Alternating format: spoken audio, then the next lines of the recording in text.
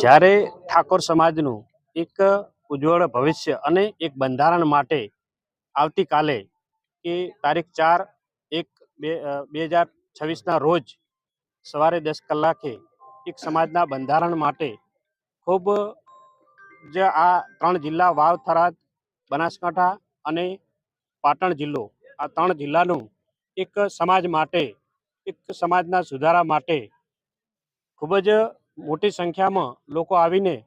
એક સમાજના સુધારણા માટે કાર્ય કરી રહ્યા છે અને કાર્યની અંદર સમાજના કુરિવાજો હોય, સમાજને જે પ્રગતિના સ્થળે જવાનું છે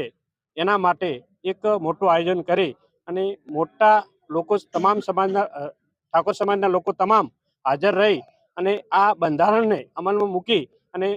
બંધારણનો અમલ કરે એના માટે આવતીકાલે સૌને હું આમંત્રણ પાઠવું છું કે આવો સૌ સાથે મળી અને સમાજના વિકાસ માટે, સમાજના ઉત્થાન માટે સૌ સાથે મળી અને કાર્યમાં સહભાગી બનીએ.